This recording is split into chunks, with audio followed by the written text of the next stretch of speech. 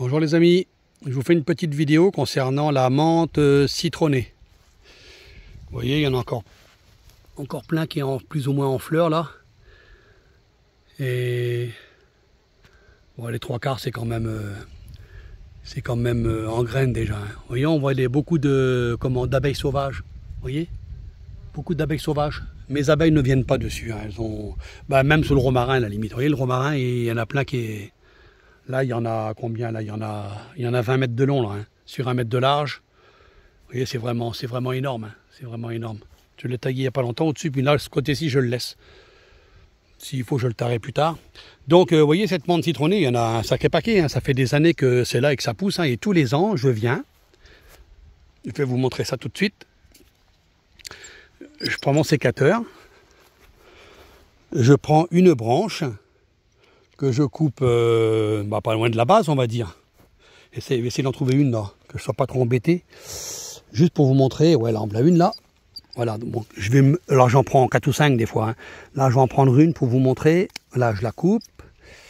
Je mets mon sécateur dans la poche. Je prends la branche. Je la laisse quand même plus ou moins debout, hein, pour éviter que ça tombe n'importe comment. Et après, je secoue ça dans ma poubelle. Vous les voyez, toutes ces petites graines là, vous les voyez là? Il y en a 1000 ou 2000 par gramme, hein, c'est un truc de dingue. Hein. Je prends la branche. Alors là, vous voyez, là c'est vraiment nickel, on ne voit plus rien là. Hein. Bon, il y a des araignées et tout ça, bien sûr. Hein. Regardez la belle araignée là. Faut pas avoir peur des arachnides. Et puis je tape ça comme ça dans les coins. Vous voyez, d'un coin à l'autre comme ça. Voilà. Donc là, il y en a un bon millier qui est tombé, facile. Cette branche, il en reste encore certainement des milliers. Vous voyez, attendez, je vais essayer de vous montrer ça correctement. Après, les branches, je les pose tout le long du terrain, là, vous voyez, ici, là. Là, ici, ça fait, il y a 11 ou 12 mètres, là.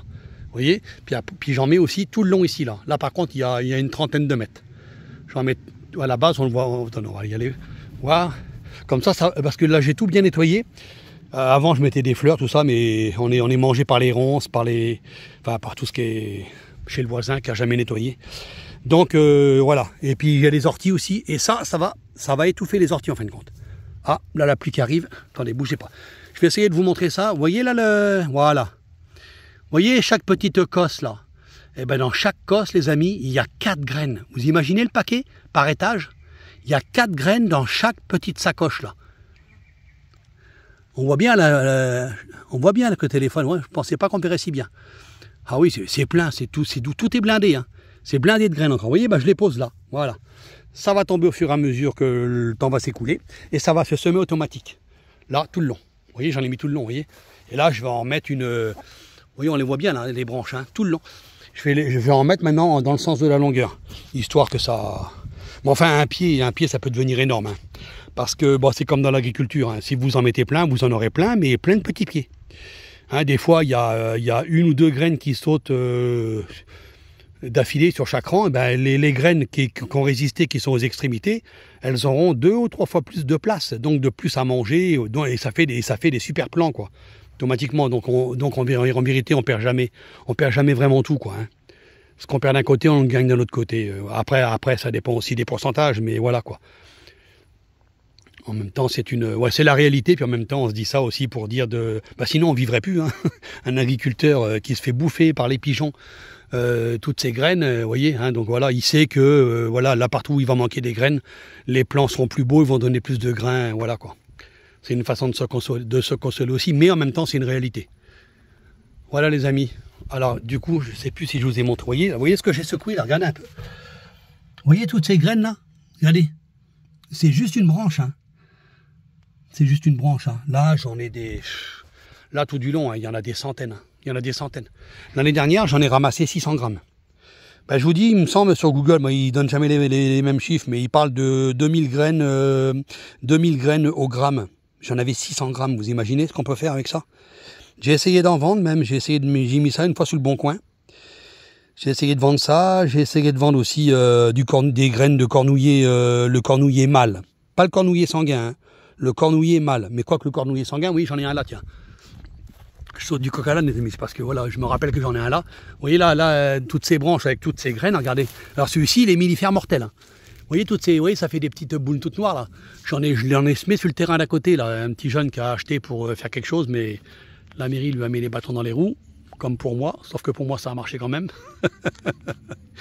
Et donc j'en ai jeté, j'ai jeté un millier de graines tout le long, ça va pousser au fur et à mesure. Si c'est pas étouffé par le, comment dire, par les arbres à papillons, là, ça mange tout. Hein. Mais voilà. Donc ça c'est le cornouiller sanguin. Alors le cornouiller sanguin, pourquoi? Parce que vous voyez, les branches sont rouges sang. Vous voyez, les jeunes branches. C'est les branches de l'année. Hein. Elles sont rouges sang. Vous voyez là, il y a encore des graines là, mais qui sont pas à maturité comme celle-ci par exemple. Vous voyez, celles-ci elles sont plus avancées. Voilà.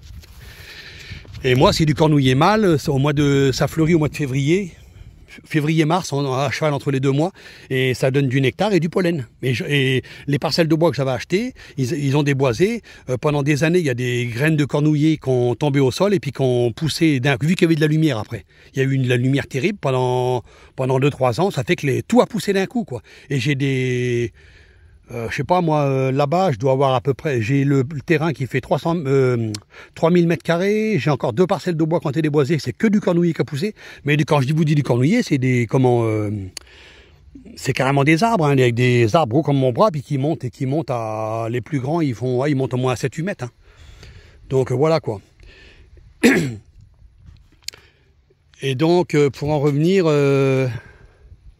oui, j'avais essayé aussi de vendre du cornouiller mâle. Ça fait des cerises, on fait de la confiture avec. C'est exactement comme des cerises sur un merisier, vous voyez. Pas des cerises sur un cerisier, c'est beaucoup plus gros. Mais sur un merisier, ça fait des petites cerises pas belles là. Et voilà, ça fait ça. Moi, dans le bois, j'en ai plein là.